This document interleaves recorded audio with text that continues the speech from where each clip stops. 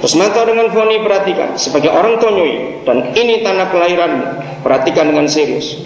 Saudara, apakah saudara setuju bahwa kondisi Kutai Barat tidak beda dengan kondisi Israel pada zaman itu? Filistin sedang menyerang daerah ini habis-habisan. Mereka merampok hasil panen kita, baik panen secara tanah, mereka jadi kaya raya, orang Dayak tetap tertinggal sekarang ini. Perusahaan-perusahaan dibangun terus menerus. Tapi apa usaha orang Dayak? Secara umum saya berkata nggak 1-2 orang dijarah oleh Filistin. Secara moral orang Dayak pun sudah hancur sekarang ini. Dan banyak lagi. Maka itu kalau gereja tidak mau merubah cara pelayanannya dan tetap mengadakan ibadah minggu saja dan tidak mau merubah cara yang baru, maka akan punah kekristenan di tanah ini. Hitung baik-baik. Khususnya saudara-saudara orang-orang Dayak, jangan tersinggung kalau saya akan banyak kata tentang orang-orang Dayak. Sebab kepada saudaralah Tuhan mempercayakan tanah ini. Dan kalau sampai orang lain memerintah saudara, jangan salahkan orang lain. Sebab saudara tidak bertanggung jawab untuk membina generasi yang akan datang. Dalam kondisi Israel hancur seperti itu, panen dijarah, mereka ditekan dan sebagainya. Lihat ayat 2. Menarik sekali untuk dipelajari. Pada waktu itu, jelas. Pada waktu kapan? Pada waktu penindasan, penjarahan dan penjajahan terjadi di Israel. Pada waktu itu. Terus mata dengan Foni, bagaikan katakan pada saat ini tahun 2004. Ada apa? Ada seorang dari keturunan orang Dan, namanya Manoah, istrinya mandul, tidak beranak. Mari kita pakai logika. Apa hubungannya sebenarnya, saudara? Apa hubungannya sebenarnya? Ya. Antara penderitaan bangsa itu, dengar ya, antara penderitaan bangsa itu dengan perempuan mandul. Ayo renungkan, ada hubungan tidak? Nggak ada. Seharusnya kalau bangsa itu menderita karena penjajahan, maka Tuhan harus berpikir soal tentara, soal pembebasan, bagaimana pemimpin yang ada pada saat itu.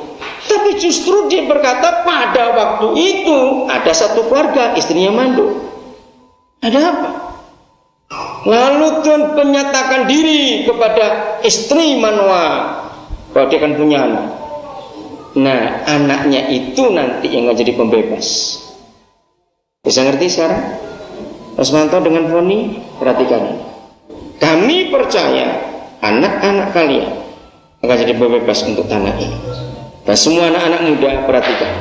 Kapanpun engkau menikah, janji menikahlah dengan kudus.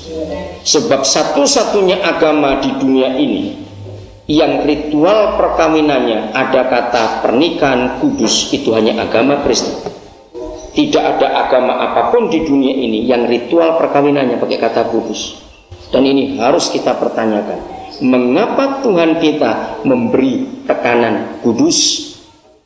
Masih ingat ketika Maria mengandung, lalu Gabriel berkata bahwa anak yang dikandungnya itu anak yang kudus. Ternyata kata anak kudus tidak hanya milik Tuhan Yesus hari itu, tapi kalau kita mengerti terminologi Alkitab Perjanjian Lama dan Perjanjian Baru, maka semua pernikahan yang kudus pasti melahirkan anak-anak kudus.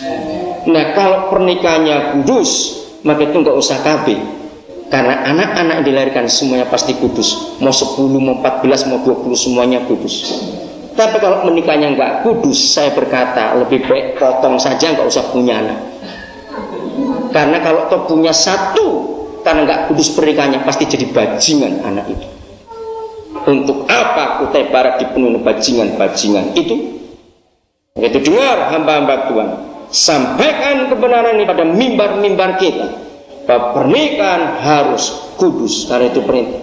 Kejadian 1:28 menuliskan tidak ada seks sebelum pemberkatan. Lagi sekali Kejadian 1 ayat 28. Maka itu kalau semua gereja menyatakan pernikahan kudus dan tanpa KB, betapa hebatnya kira-kira 20 tahun yang akan datang, anak-anak itu sudah umur 20-an akan jadi pemimpin-pemimpin yang luar biasa untuk daerah ini sendiri. Ini prinsipnya. Jadi di tengah-tengah aniaya, penindasan, penjajahan, bentuk dosa dan bentuk kerusakan apa saja, ternyata Tuhan tetap cari keluarga. Katakan amin. Kitab Keluaran pasal 2. Ialah dua contoh ini menyadarkan setiap kita untuk mengerti betul-betul. Keluaran pasal 2. Saya hormati semua hamba Tuhan yang hadir pada hari ini. Sayang yang tidak hadir. Ayat yang pertama. Judulnya apa kitab saudara bilang? Musa lahir dan diselamatkan. Nah, kita tahu pada keluarga ini Musa itu anak ketiga. Nah, dengarkan ini. Musa itu anak ketiga. Mengapa pada anak pertama yaitu Harun dan pada anak kedua yaitu Miriam Tuhan tidak berurusan? Mengapa pada anak ketiga Tuhan berurusan? Nah, ini pertanyaan bagus. Jawabannya, ketika keluarga ini mengandung anak pertama dan anak kedua, Israel tidak mengalami penderitaan yang berat. Tapi ketika hari itu Israel mengalami masalah dan penjajahan yang begitu berat, lalu tangisan mereka dan jeritan mereka sampai ke surga, baru Tuhan menyiapkan seorang pembebas. Coba saudara tangkap waktunya, kronologisnya. Jadi dengan dua keluarga ini, keluarga Manoah orang tuanya Simson dan keluarga orang tuanya Musa, ternyata anak yang mereka lahirkan itu bukan karena mereka yang mau. Dengarkan baik-baik. Terus Manto dan Foni ingat, Musa dan Simson itu bukan kemauan orang tua mereka, tetapi karena kemauan Tuhan. Jadi adik-adikku yang belum menikah, catat firman ini baik-baik. Ternyata setiap anak yang kita lahirkan pada pernikahan kita itu seharusnya lahir karena Tuhan, bukan karena kita yang ingin.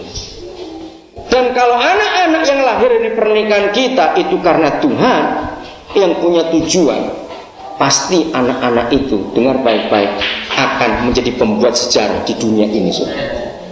Dengarkan ini. The history makers, pembuat sejarah, pasti orang-orang yang hebat. Dan ini yang terjadi. Maka itu Rusmanto dengan Foni, siapkan hidup kalian.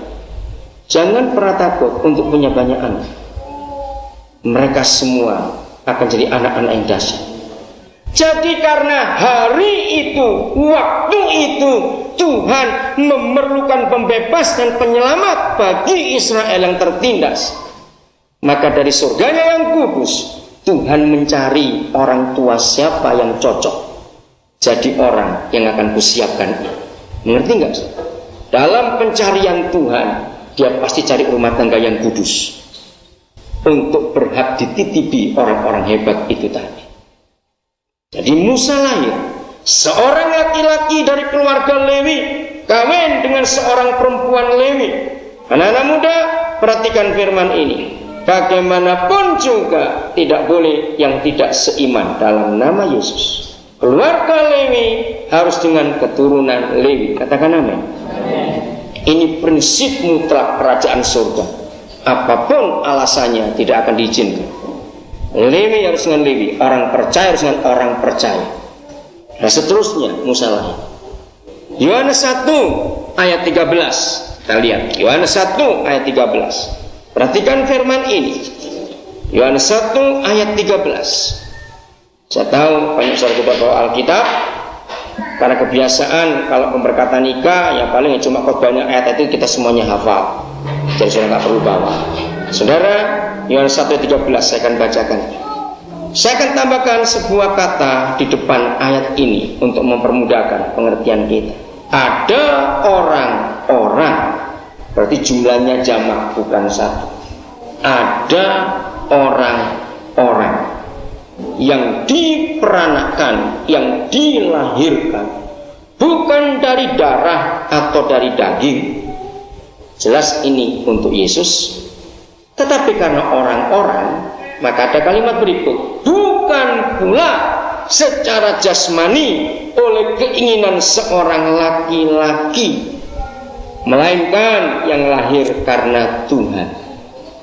Saudara, bertahun-tahun saya merenungkan firman ini.